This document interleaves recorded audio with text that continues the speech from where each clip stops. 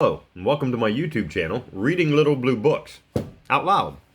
This is a Little Blue Book. It just happens to be Little Blue Book number 392, and it is titled The Nurnberg Stove, written by Ouida. And today we are finishing up this one. This will be part 5, and we'll get started here in a second. Alrighty, and here we go. Let's see where we left off at. Page 78. Yep, page 78, midway. All right, this is chapter 7 in the book, part 5 on the channels. August awoke with a great start and found himself lying on the bare bricks of the floor of the chamber, and all the bric-a-brac was lying quite still all around. The pretty lady of Meissen was motionless on her porcelain bracket, and the little Saxe poodle was quiet at her side.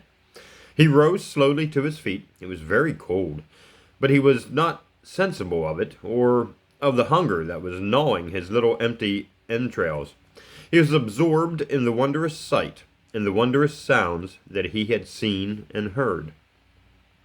All was dark around him. Was it still midnight, or had morning come? Morning, surely, for against the barred shutters he heard the tiny song of the robin. Tramp, tramp, too, came a heavy step up the stairs. He had but a moment in which to scramble back into the interior of the great stove, when the door opened, and the two dealers entered, bringing burning candles with them to see their way. August was scarcely conscious of danger more than he was of cold or hunger. A marvelous sense of courage, of security, of happiness was about him, like strong and gentle arms enfolding him and lifting him upwards, upwards, upwards. Hirschvogel would defend him. The dealers undid the shutters, scaring the red breast away, and then tramped about in their heavy boots and chattered in contented voices and began to wrap up the stove once more in all its straw and hay and cordage. It never once occurred to them to glance inside. Why should they look inside a stove that they had bought and were about to sell again for all its glorious beauty of exterior? The child still did not feel afraid. A great exaltation had come to him. He was like one lifted up by his angels.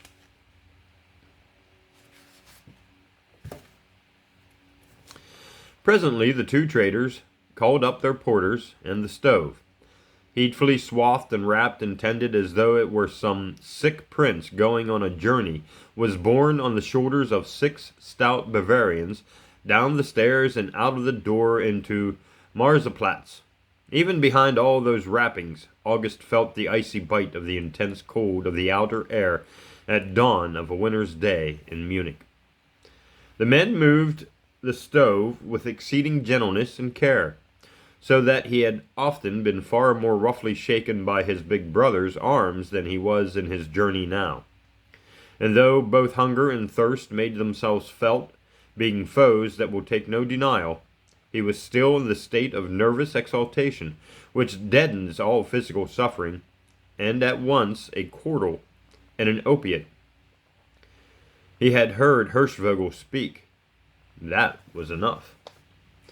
The stout carriers trampled through the city, 6 of them, with the Nurnberg fire castle on their brawny shoulders, and went right across Munich to the railway station. And August, in the dark, recognized all the ugly, jangling, pounding, roaring, hissing railway noises, and thought, despite his courage and excitement, will it be a very long journey? For his stomach had at times an odd sinking sensation, and his head sadly often felt light and swimming.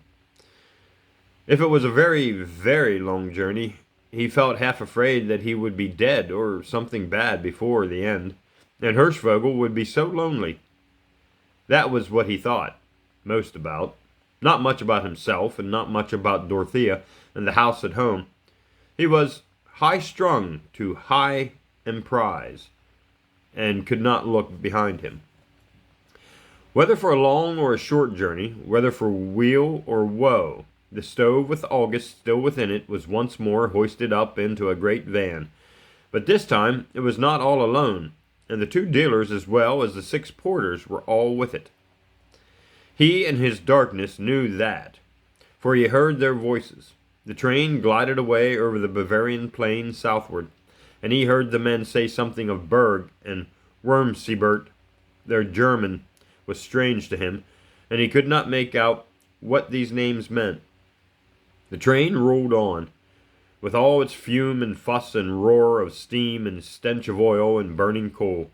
It had to go quietly and slowly on account of the snow which was falling and which had fallen all night. He might have waited till he came to the city, grumbled one man to another. What weather to stay on at Berg.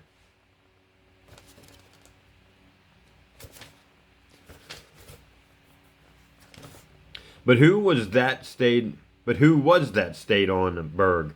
August could not make out at all. Oh, let me reread that. But who he was that stayed on at Berg, August could not make out at all. Didn't make sense last time. Though the man grumbled about the state of the roads and the season, they were hilarious and well content, for they laughed often, and when they swore, did so good-humoredly, and promised their porters fine presents at New Year. And August, like a shrewd little boy as he was, who even in the secluded Enthal had learned that money is the chief mover of men's mirth, thought to himself with a terrible pang, they have sold Hirschvogel for some great sum. They have sold him already.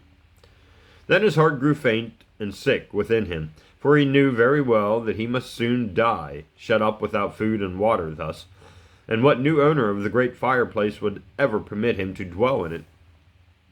Never mind, I will die, he thought, and Hirschvogel will know it. Perhaps you think him a very foolish little fellow, but I do not.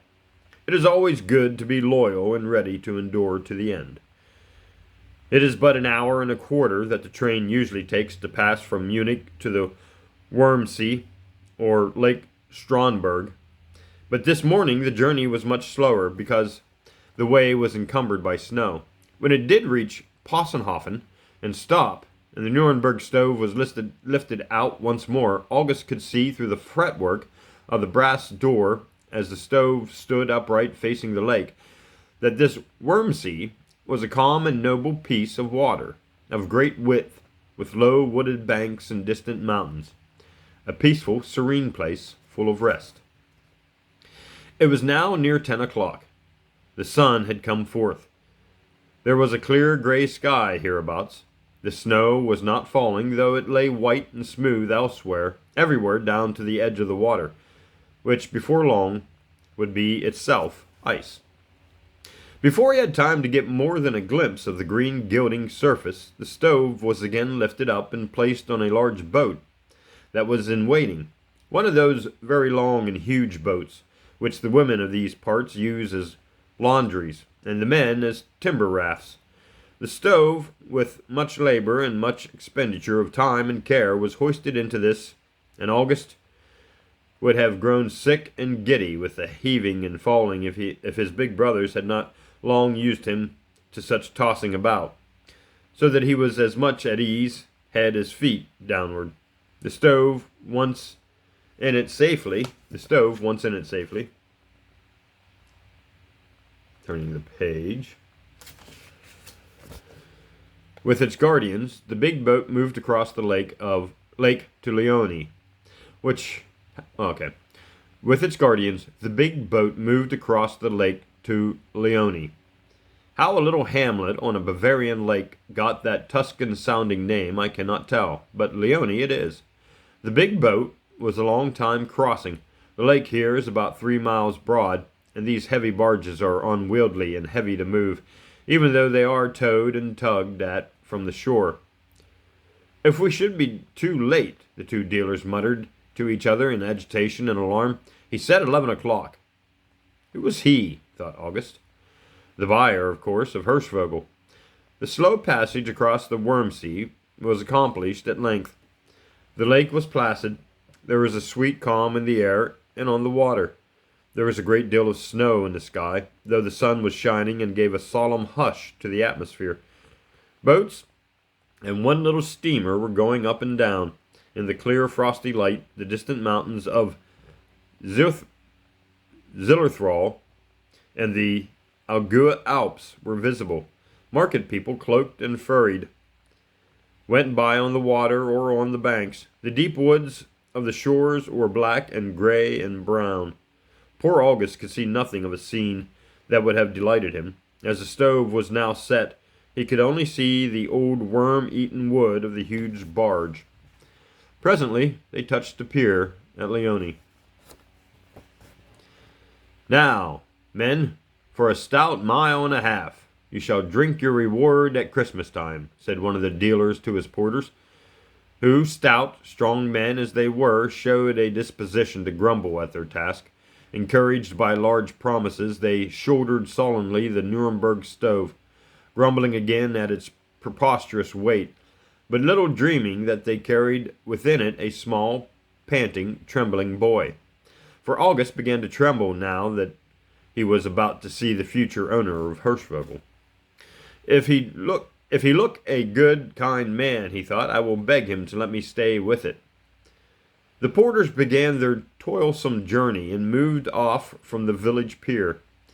He could see nothing, for the brass door was over his head, and all that gleamed through it was the clear gray sky.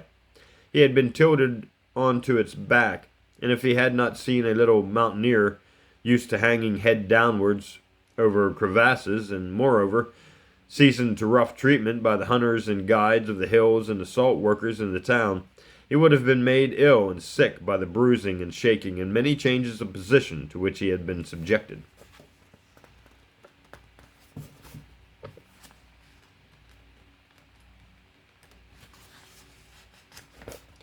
The way the men took was a mile and a half in length, but the road was heavy with snow, and the burden they bore was heavier still.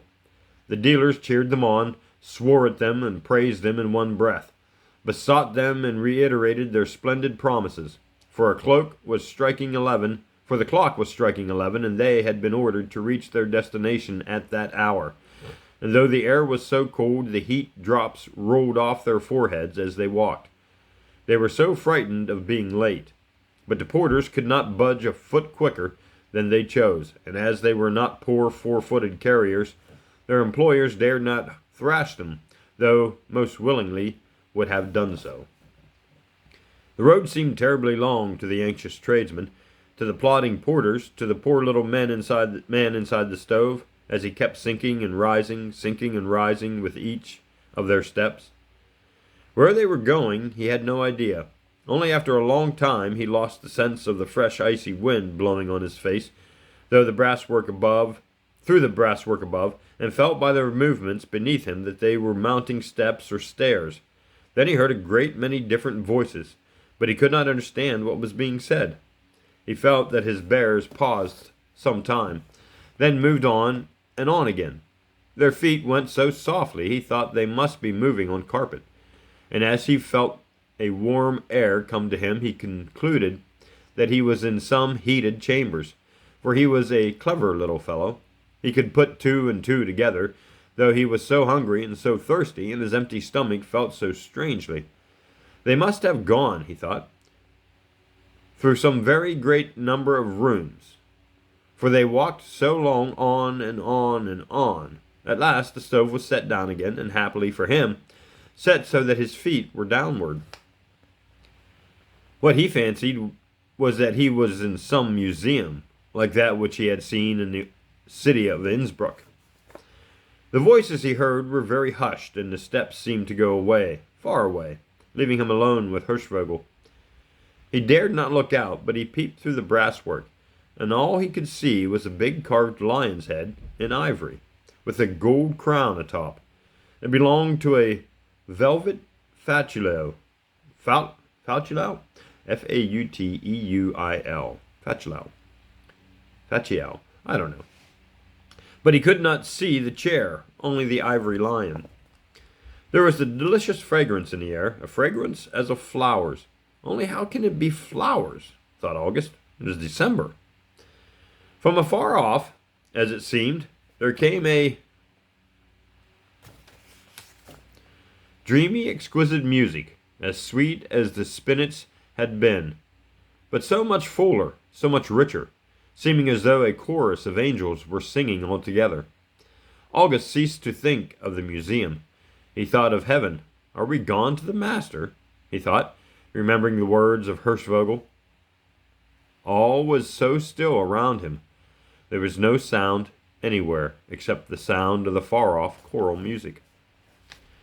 He did not know it, but he was in the royal castle of Berg, and the music he heard was the music of Wagner, who was playing in a distant room some of the motives of Parsifal. Presently he heard a fresh step near him, and he heard a low voice say, close behind him, "So!" An exclamation, no doubt, he thought, of admiration and wonder at the beauty of Hirschvogel. Then the same voice said after a long pause, during which, no doubt, as August thought, this newcomer was examining all the details of the wondrous fire tower, "It was well bought. It is exceedingly beautiful. It is most undoubtedly the work of Augustin Hirschvogel." Then the hand of the speaker turned the round handle of the brass door, and the fainting soul of the poor little prisoner within grew sick with fear. Pardon me. The handle turned, and the door was slowly drawn open. Someone bent down and looked in, and the same voice that he had heard in praise of its beauty called aloud in surprise, "What is this in it? A live child?" Then August, terrified beyond all self-control and dominated by one master passion, sprang out of the body of the stove and fell at the feet of the speaker. "Oh, let me stay, pray, mein Herr. Let me stay," he sobbed. "I have come all the way with Hirschvogel." Some gentlemen's hands seized him, not gently, by any means, and their lips angrily muttered in his ears, "Little knave, peace, be quiet. Hold your tongue. It is the king." They were about to drag him out of the August atmosphere as if he had been some venomous, dangerous beast come there to slay. But the voice he had heard speak of the stove said in kind accents, "Poor little child. He is very young. Let him go. Let him speak to me." Chapter 8. First sip of coffee.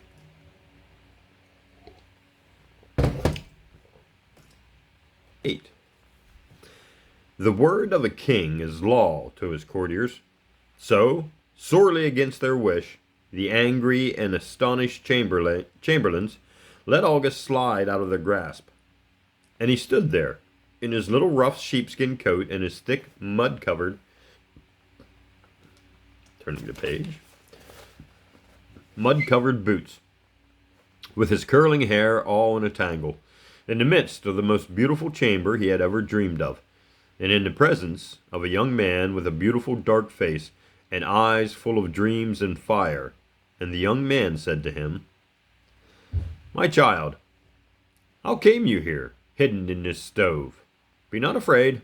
Tell me the truth. I am the king." August, in his instinct of homage, cast his great battered black hat with the tarnished gold tassels down on the floor of the room, and folded his little brown hands in supplication. He was too intensely in earnest to be in any way abashed. He was too lifted out of himself by the love of Hirschvogel to be conscious of any awe before any earthly majesty. He was only so glad it was the king. Kings were always kind, so the Tyrolese think, who love their lords. "Oh, dear king," he said, with trembling entreaty in his faint little voice, "Hirschvogel was ours, and we have loved it all our lives, and father sold it. And when I saw that it did really go from us, then I said to myself I would go with it. And I have come all the way inside it. And last night it spoke and said beautiful things, and I do pray to you let me live with it. And I will go out every morning and cut wood for it, and you, if only you will let me stay beside it. No one ever has fed it with fuel but me since I grew big enough, and it loves me. It does indeed. It said so last night, and it said that it had been happier with us than if it were in any place." And then his breath failed him, and as he lifted his little eager, pale face to the young king's, great tears were falling down his cheeks. "Now, The king likes all poetic and uncommon things, and there was that in the child's face which pleased and touched him. He motioned to his gentleman to leave the little boy alone. "What is your name?" he asked him. "I am August Strela. My father is Hans Strela. We live in Hall, in the Innthal, and Hirschvogel has been ours so long, so long." His lips quivered with a broken sob. "And have you truly traveled inside the stove all this way from Tyrol?" "Yes," said August. "No one thought to look inside till you did." The king laughed. Then another view of the matter occurred to him.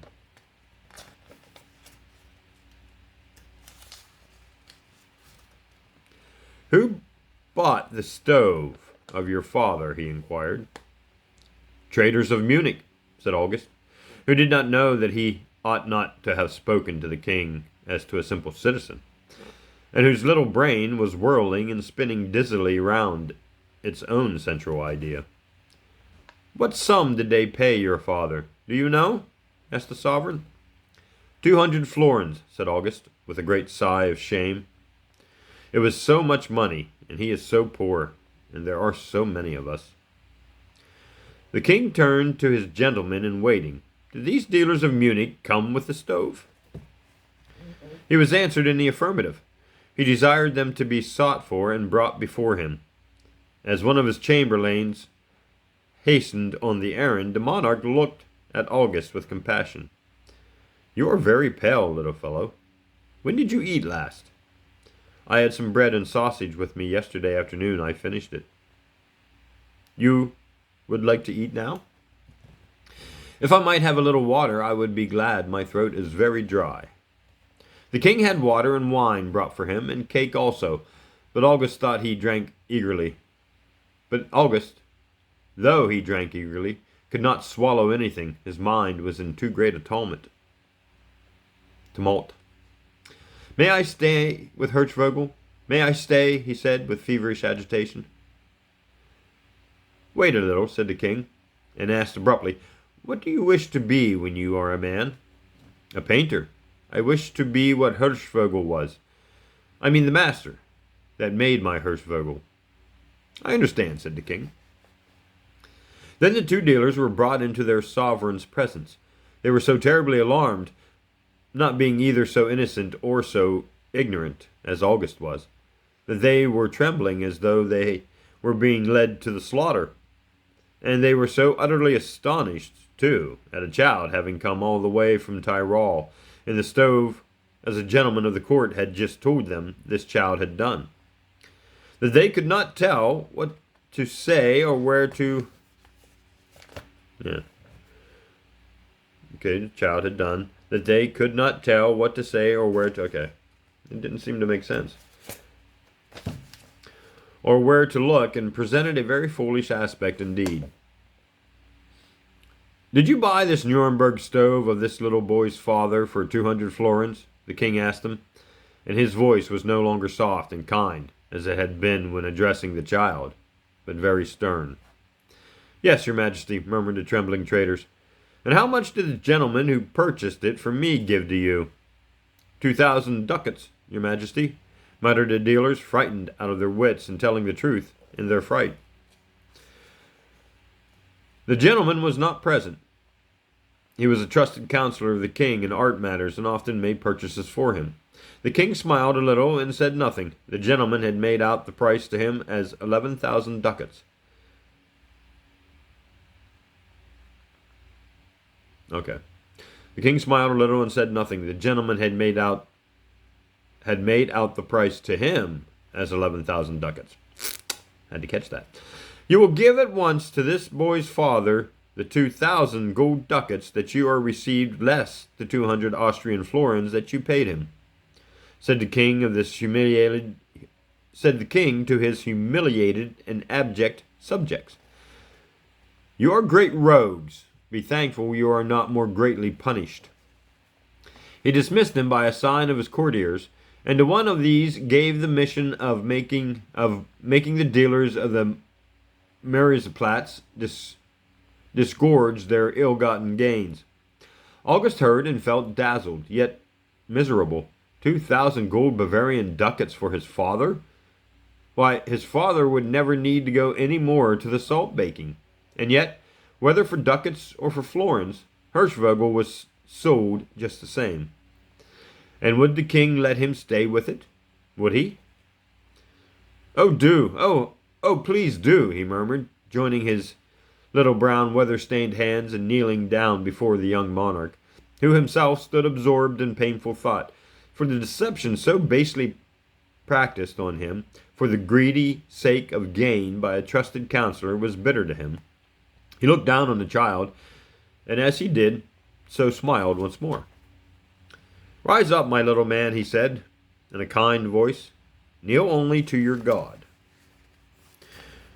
"Will I let you stay with your Hirschvogel?" "Yes, I will. You shall stay at my court, and you shall be taught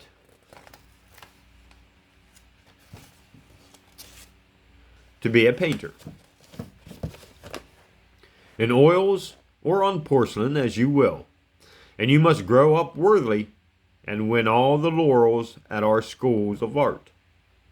And if when you are 21 years old you have done well and bravely, then I will give you your Nurnberg stove. Or, if I am no more living, then those who reign after me shall do so. And now go away with this gentleman, and be not afraid. And you shall light a fire every morning in Hirschvogel, but you will not need to go out and cut the wood." Then he smiled and stretched out his hand. The courtiers tried to make August understand that he ought to bow and touch it with his lips, but August could not understand that anyhow. He was too happy. He threw his 2 arms about the king's knees and kissed his feet passionately. Then he lost all sense of where he was and fainted away from hunger and tire and emotion and wondrous joy. As the darkness of his swoon closed in on him, he heard in his fancy the voice from Hirschvogel saying, "Let us be worthy our Maker." He is only a scholar yet, but he is a happy scholar and promises to be a great man. Sometimes he goes back for a few days to Hall, where the gold ducats have made his father prosperous. In the old house room there is a large white porcelain stove of Munich, the king's gift to Dorothea in Gotha. And August never goes home without going into the great church and saying his thanks to God, who blessed his strange winter's journey in the Nurnberg stove. As for his dream in the dealer's room that night, he will never admit that he did dream it. He still declares that he saw it all and heard the voice of Hirschvogel. And who shall say that he did not? For what is the gift of the poet and the artist except to see the sights which others cannot see, and to hear the sounds that others cannot hear? And that is the end of the Nurnberg Stove. Little Blue, written by Ouida, Little Blue book number 392. Thanks for joining me, and we'll see you in the next book. So.